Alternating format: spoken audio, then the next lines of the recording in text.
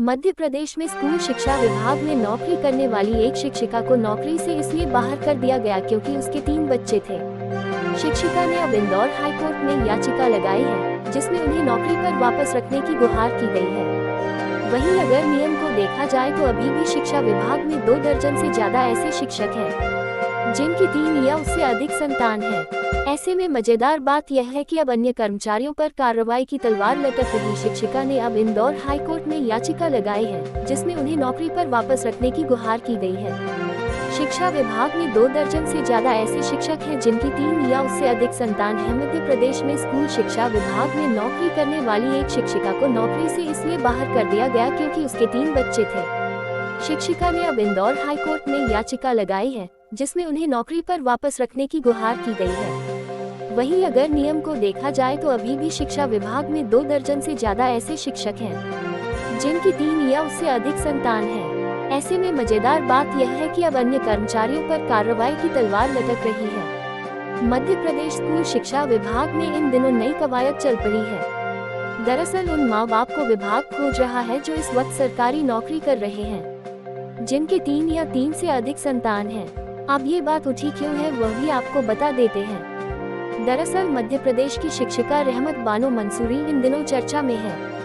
रहमत बानो मंसूरी को 3 संतान होने पर बीते 7 जून 2023 को पद से हटा दिया गया।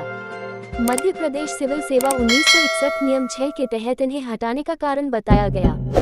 मध्य प्रदेश शिक्षक कांग्रेस ने की थी शिकायत।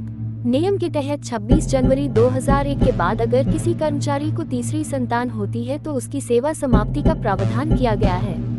मामले में रहमत बानो मंसूरी हाईकोर्ट पहुंची। अब वे उनके ब्लॉक के 34 शिक्षकों की सूची भी लगा रही हैं, जिनके 3 या उससे अधिक बच्चे हैं, वह भी इस नियम के तहत आते हैं। यह मामला स्कूल शिक्षा विभाग का है, लेकिन इस नियम के तहत कई दूसरे विभागों में भी कर्मचारियों पर गाज गिर सकती है, ऐसा कहा जा रहा है। गौरतलब बात यह है कि रहमत बानो की शिकायत बीते 2020 में मध्य प्रदेश शिक्षक कांग्रेस ने की थी। पहला बच्चा साल 2000 में हुआ।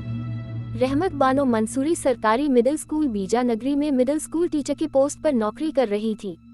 रहमत बानो को तीसरी संतान साल 2009 में ही हो गई थी, लेकिन मामले में शिकायत 2020 में हुई है।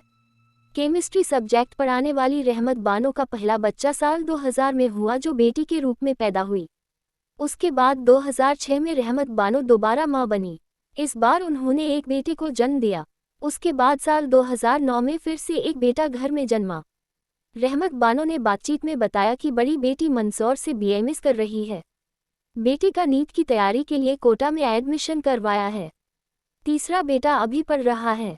तीसरा बच्चा जब गर्भ में आया तो नहीं चला पता। बेटी और बेटे के लिए करीब 5 लाख की फीस देनी है। ऐसे में एकदम नौकरी चले जाने से बड़ी परेशानी का सामना करना पड़ सकता है।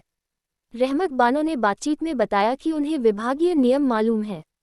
उनका कहना है कि तीसरा बच्चा जब गर्भ में आया तो उसकी जानकारी उन्हें काफी समय बाद पता चली, जिससे चिकित्सकों ने गर्भपात के लिए मना कर दिया। रहमत बानो के पति शहीद अहमद मंसूरी भी शिक्षक हैं, जो एक मदरसे में पढ़ाते हैं।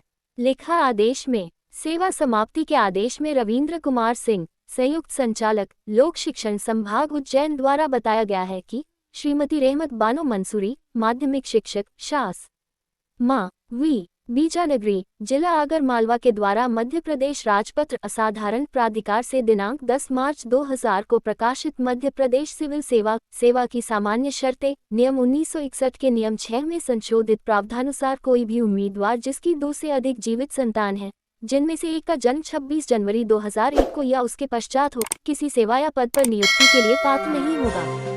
अतः रहमत बानो मंसूरी, माध्यमिक शिक्षक, शास मां वी बीजानगरी, जिला आगर के द्वारा मध्य प्रदेश राजपत्र असाधारण प्राधिकार से दिनांक 10 मार्च 2000 का पालन नहीं किए जाने पर श्रीमती रहमत बानो मंसूरी, माध्यमिक शिक्षा, शास मां वी बीजानगर, जिला आगरमालवा की मध्य प्रदेश सिविल सेवा वर्गीकरण, नियंत्रण एवं अपील नियम 1966 के नियम 10(9) के तहत सेवा से पदच्युत करने की दीर्घ शास्ति से दंडित किया जाता है। और भी लोगों को हटाया जा सकता है। गौर करने वाली बात यही कि रहमत बानो प्रकरण अब सामने है, जिसके आधार पर दूसरे डिपार्टमेंट भी इस तरह की शिकायतें लेकर के आ रहे हैं। बताया तो ये भी जा रहा है कि स्कूल शिक्षा विभाग में ही करीब 1000 से ज़्यादा के नाम सामने आ चुके हैं और यह वह केस है उन्हें मौजूदा नियम के तहत हटाया जा सकता है। अब क्योंकि मामला न्यायालय में पहुंचेगा तो वहां नियम और पुरानी सरकारों द्वारा की गई अब तक की कार्रवाई को महत्व दिया जा सकता है। ऐसे में तमाम कर्मचारी और अधिकारियों की सेवा समाप्ति की कार्रवाई अगर हुई तो कोई बड़ी बात नहीं होगी।